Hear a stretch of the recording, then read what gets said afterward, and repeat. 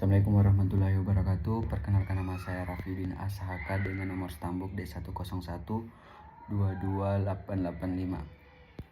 Saya di sini akan menjelaskan tentang fenomena penalaran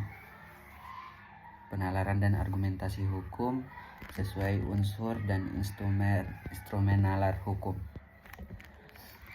Kasus yang saya ungkit di sini adalah kasus pemerintah daerah mengumumkan rencana pembangunan proyek infrastruktur di tengah kota yang akan merubah struktur jalanan dan mengganggu aliran lalu lintas. Masyarakat setempat menolak rencana tersebut dan mengadakan kerusuhan dengan alasan bahwa proyek tersebut akan merugikan mereka dan tidak memperhatikan aspirasi masyarakat. Analisis yang saya lakukan di sini yang dalam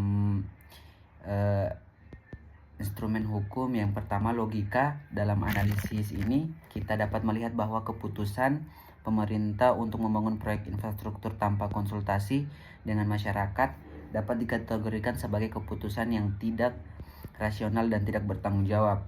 Kita juga dapat melihat bahwa masyarakat memiliki hak untuk menolak atau mengadakan protes terhadap keputusan pemerintah mereka anggap tidak tepat. Yang kedua, yaitu rasa. Dalam fenomena ini kita dapat melihat bahwa rasa aman dan keamanan masyarakat telah terganggu oleh keputusan pemerintah.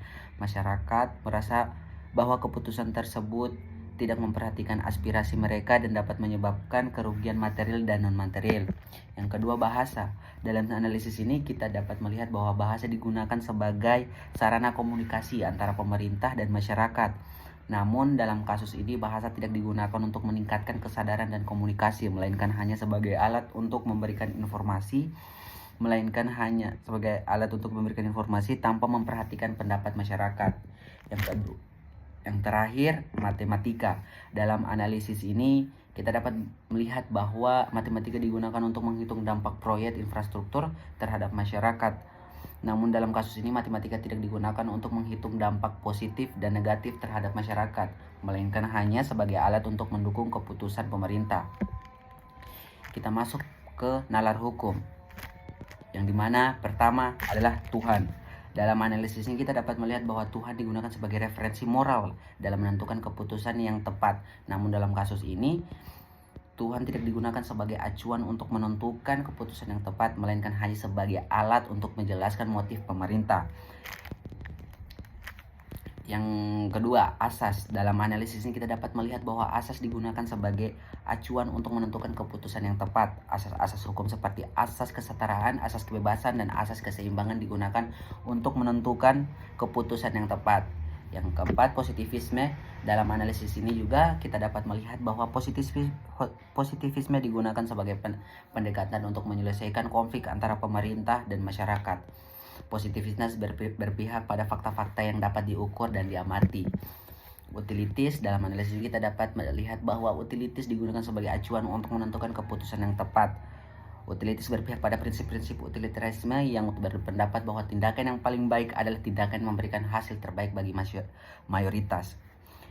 Yang selanjutnya, social jurisprudence. Dalam analisis ini kita dapat melihat bahwa social jurisprudence digunakan sebagai pendekatan untuk menyelesaikan konflik setara pemerintah dan masyarakat. Social jurisprudence berpihak pada nilai-nilai sosial yang dianut oleh masyarakat. Selanjutnya yaitu realisme. Kita dapat melihat bahwa realisme digunakan sebagai pendekatan untuk menyelesaikan konflik antara pemerintah dan masyarakat. Realisme berpihak pada kenyataan yang terjadi dalam masyarakat. Yang terakhir ada adat. Kita dapat melihat bahwa adat digunakan sebagai acuan untuk menentukan keputusan yang tepat. Adat-adat tradisional yang dianut oleh masyarakat digunakan sebagai referensi dalam menyelesaikan konflik. Dalam kesimpulannya, fenomena kerusuhan masyarakat terhadap pembangunan proyek infrastruktur adalah contoh dari aplikasi instrumen hukum yang berbeda-beda dalam menyelesaikan konflik antara pemerintah dan masyarakat. Kita dapat melihat bahwa logika, rasa, bahasa, matematika, nalar hukum, Tuhan, asas, positivisme, utilitas, social jurisprudence, realisme, dan adat semuanya berperan dalam menentukan keputusan yang tepat dalam kasus ini. Terima kasih.